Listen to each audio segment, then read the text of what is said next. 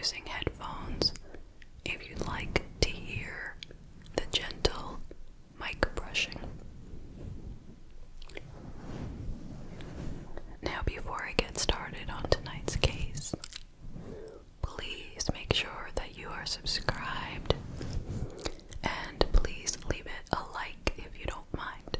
Thank you. So for this case, we are going to be traveling to the Nashville, Tennessee area.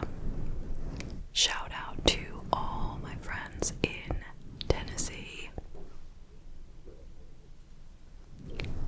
This is the tragic case of the quadruple murder at the Waffle House in Antioch, which is in Nashville, in Tennessee. This happened in April of 2018, and the perpetrator of this horrific mass killing is named Travis Reinking. So let's start out by talking a little bit about him, or a lot about him actually. So he was born and raised in Morton, Illinois. He was born in 1982. His father was named Jeffrey, and he owned a crane rental business. His mother's name was Judy, and she was working for her husband at the crane company.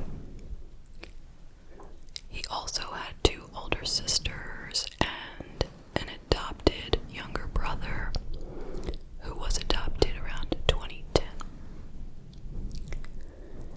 Now, it seems that he came from a highly Christian family.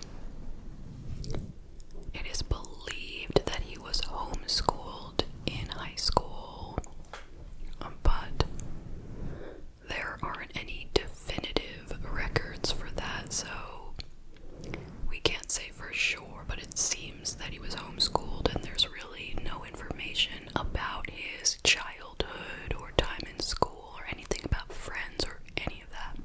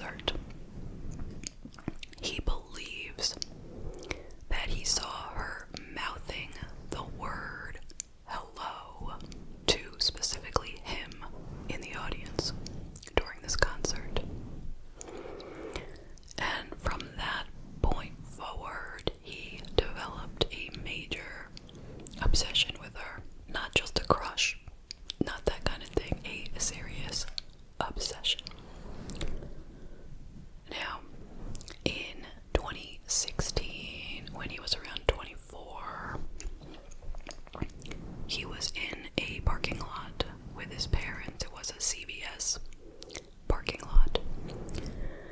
And his parents called the police because they were very concerned with his behavior at that moment there in the parking lot.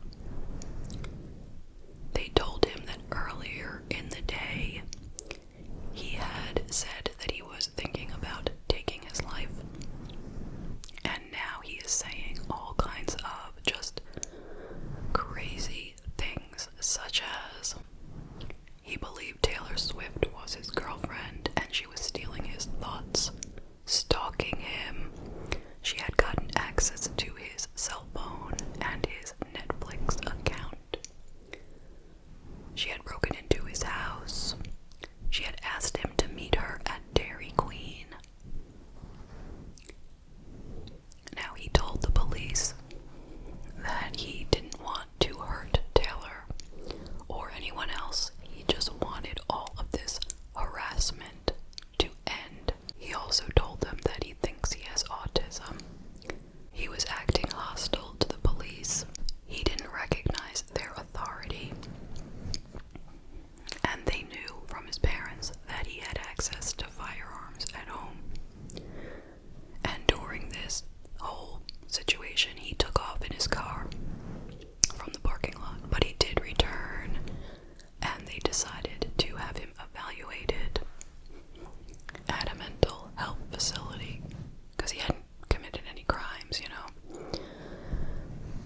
He was just acting completely bizarre, just saying, crazy things. So anyway, he was evaluated. We don't get to really hear anything about that. I believe he was there for a few days or a week, but nothing major came of it. So that was 2016. Now, in June of 2017, he was living in an apartment above his father's grain business. And one day he came down from the apartment, and he was seen by the employees as he came down. He was wearing nothing but a woman's house coat, they call it, so like a woman's dress.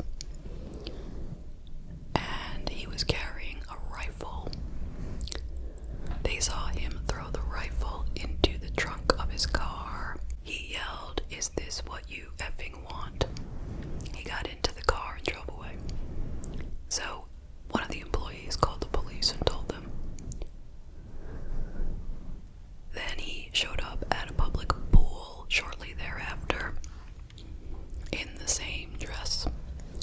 He didn't take the gun out of the car, luckily, but he walked into the place. He jumped into the pool in his pink dress. He took off the dress.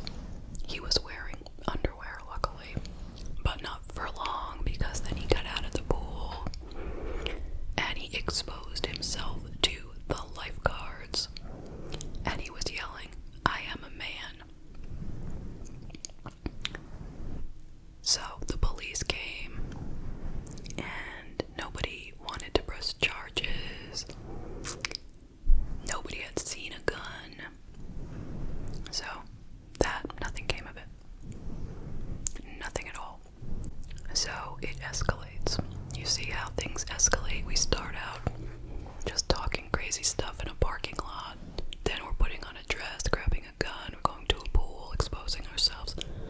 Now, the next month, July 2017,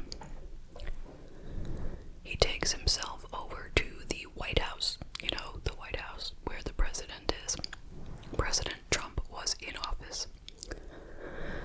So he crossed a barrier, and the Secret Service asked him to leave. But he argued with them, and he told them that he is a sovereign citizen, and he has every right to inspect the property. So what is a sovereign citizen? Well, according to the FBI, quote, "Sovereign citizens are anti-government extremists who believe that even though they physically reside in this country, they are separate or sovereign from the United States. As a result, they answer to any government authority, including courts, taxing entities, motor vehicle departments, or law enforcement. So, he was charged with unlawful entry. And since this was his first offense, he had no history of violence. He was given 32 hours of community service.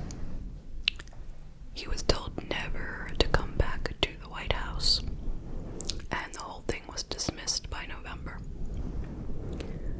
But the next month, so this happened in July of 2017, now in August, the state where he was living in Illinois,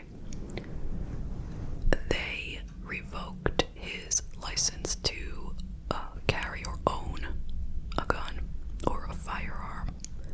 He had 3 rifles and 1 pistol, so they were all seized, but his father, Jeffrey, asked if he can keep the guns for his son, and they said it was okay so long as he keeps them away from Travis, and he said that he would. So that's how that played out. So now Travis has no firearms from what we know. Now, in the fall of 2017, he drives up to a police car. So there's a policeman in a car, and Travis drives up to that car and says he wants to make a report. And this is what he wanted to tell the police officer. He said that 20 to 30 people, strangers, were trying to access his phone and computer. He could hear himself through their speakers when he was on online chat rooms. He said that there was a man in a black shirt who worked at Walmart and was always watching him specifically. And he said that people were showing up outside his house and barking at him like a dog. So, I don't know, nothing came of that either. I don't think they took the report. I don't think they did anything from what I heard. Now, around that same time, he had moved to Nashville, Tennessee. And he said to his dad, I need my guns back because I'm moving to Tennessee. So his father gave the guns back. The guns had only been taken in August, so just a few months before. And he was told not to give them back. But he claims that he didn't understand that was still a thing in a different state, that he thought that Travis couldn't have the guns in Illinois, but if he was going to Tennessee, he can have the guns. Now, why would that make sense? Even if that were a legal thing, even if it were just that he's not allowed to have a gun in Illinois, doesn't his father understand that there's a reason why he's not supposed to have a gun? It's not just about state lines. It's about Travis's mental health. But that'll catch up with him later. So he gave him the guns back.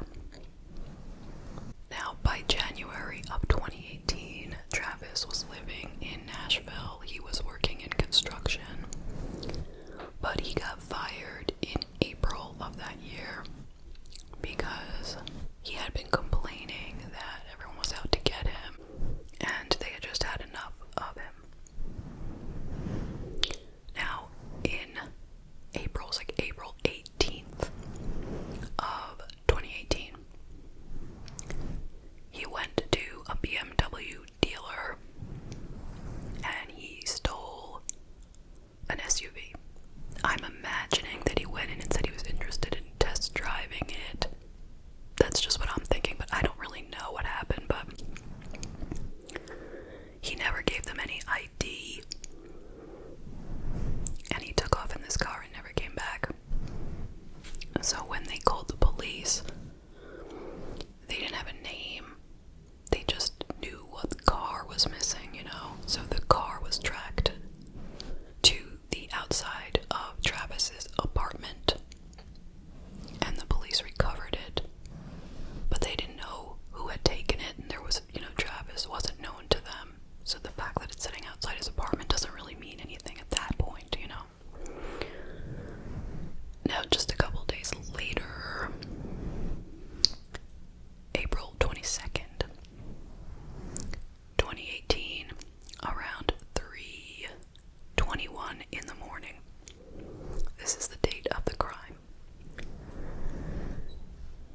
Travis drives up to the Waffle House in Antioch, Tennessee.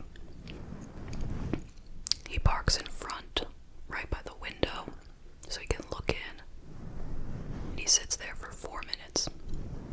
Then he gets out of the car, and all he is wearing is a green jacket. Nothing else. That's all that he is wearing. And he is carrying an AR-15. So first thing he does is he shoots and kills 2 people outside of the restaurant. Then he goes inside and he shoots and kills 1 more, shoots and mortally wounds another, and he shot some more people, wounding them.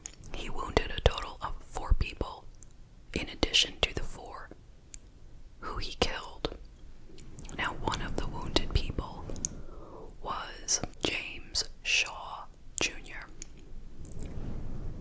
He was around 30 years old, and he was an electrical technician. He got grazed on the arm with a bullet, and he had hidden in the bathroom, but he realized that there was really no escape at this point, and he saw a chance and he took it. He saw Travis stop to reload the rifle, so at that point he rushed him, he grabbed the gun, he burned his hand because the gun was burning hot in the spot where he reached for it, but he managed to get it away from Travis, which was an extremely heroic thing to do. He risked his life and he saved countless other people because Travis was reloading with the intent of shooting more people. Perhaps he was then going to leave and go shoot other places, you know. So when James got the gun, he threw it over the counter at the restaurant, and at that point Travis took off running. You know, he left the truck behind and he just started running. And then he took off his green jacket and dropped it like on the street corner and kept running, so now he's got nothing on, okay? And the police show up. Mind you, this whole shooting only took 42 seconds. So the police never would have made it in time. You know, it definitely takes more than 42 seconds to respond to a crime. But they did go to the wrong Waffle House to begin with, which doesn't really change the outcome, but it is, you know, a fact that's out there. They went to the wrong one because this one in Antioch supposedly was brand new and they had gotten, you know, confused with a different one. So now they get to the Waffle House, they realize that he is missing in action. So he's put on the, 10 most wanted list. They're searching for him. They found him in 34 hours. Someone spotted him in the woods. Apparently, his apartment wasn't far from the Waffle House, and he had ran back there. Now remember, it was the middle of the night, so he probably could have done this without being seen. A naked person running through the streets probably would go unnoticed at 3-something in the morning. So supposedly he went back to his house and got some pants. So when they found him, he had a backpack with a semi-automatic pistol in it. Also in his jacket, they had found ammunition, and in the AR-15 that was left at the restaurant, there were 2 magazines loaded in there.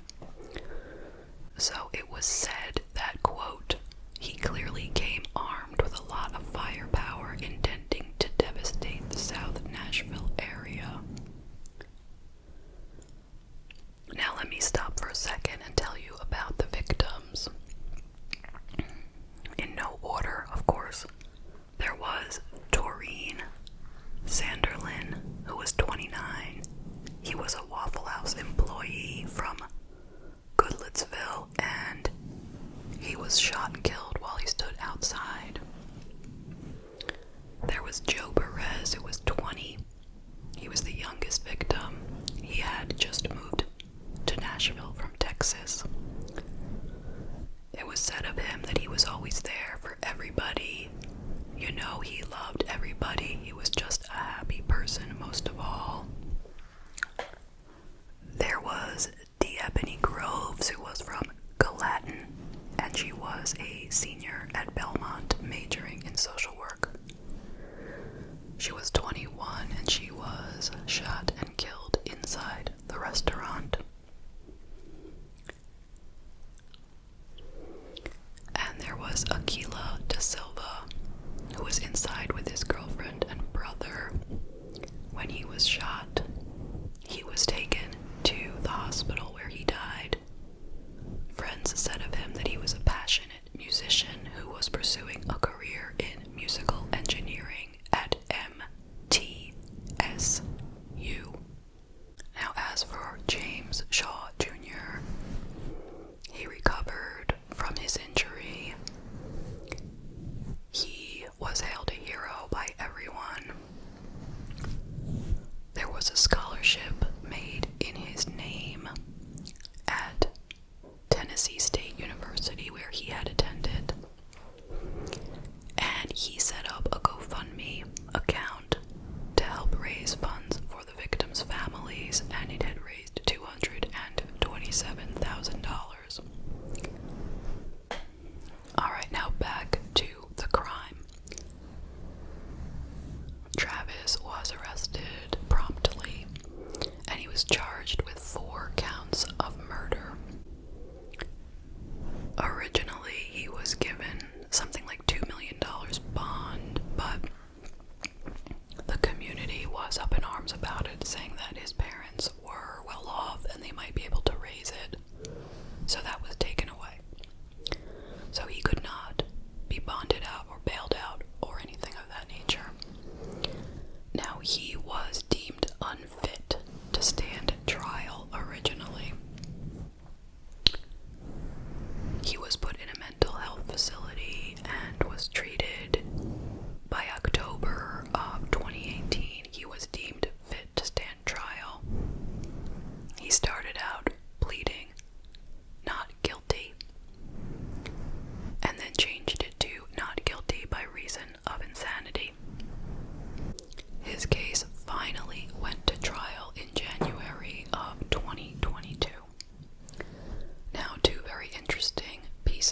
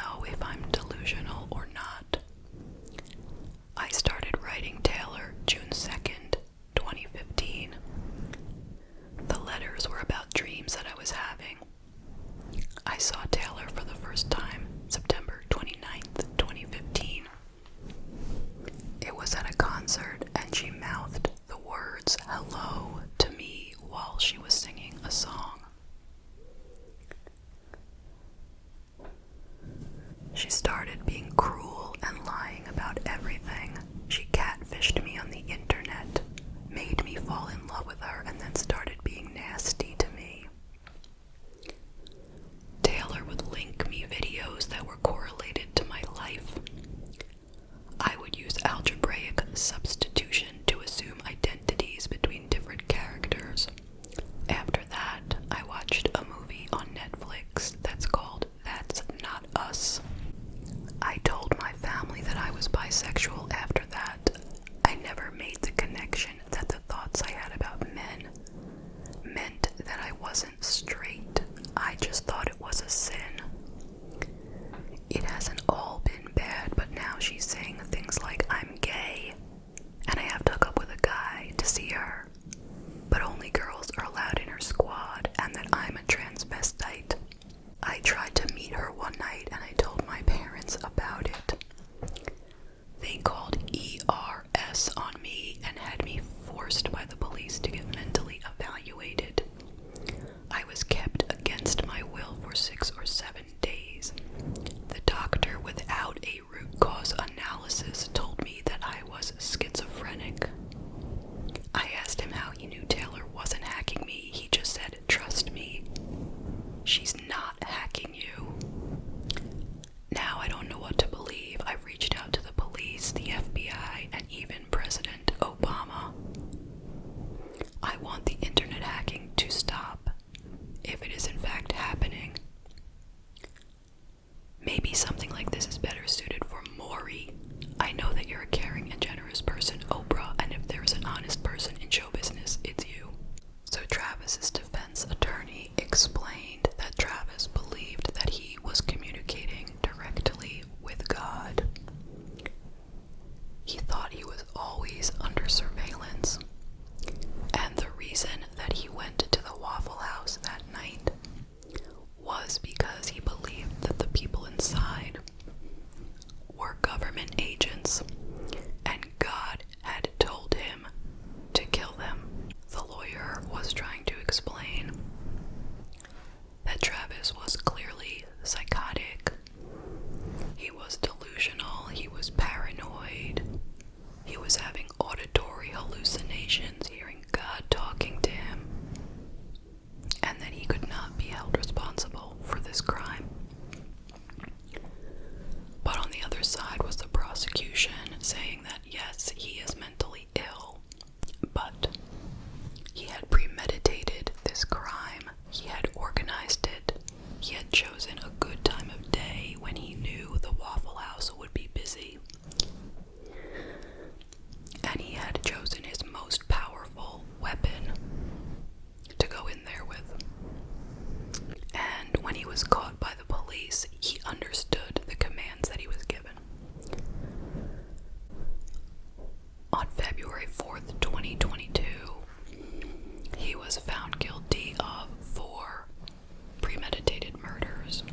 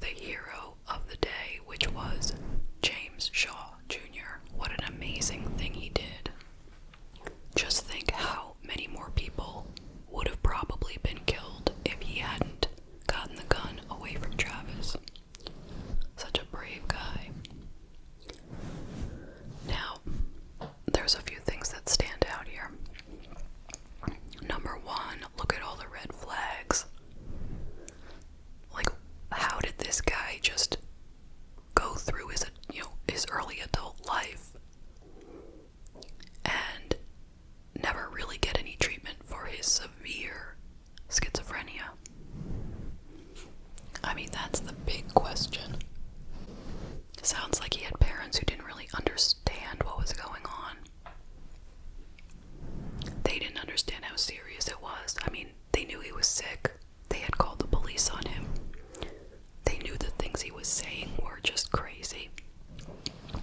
But they didn't think, hey, let's get some medication. Let's do something about it. How did they think this guy was gonna just live independently like this? Surely they heard about the time he put on the pink dress and went to the pool. What did they think of that? I mean, why did he not get treatment? I understand that the police cannot force him into treatment. You know, that's not their role. If he's not hurting somebody or hurting himself and no one is reporting him, what are they gonna do? You know what I'm saying? Like when they got to the pool and no one wanted to press charges, what are they gonna do?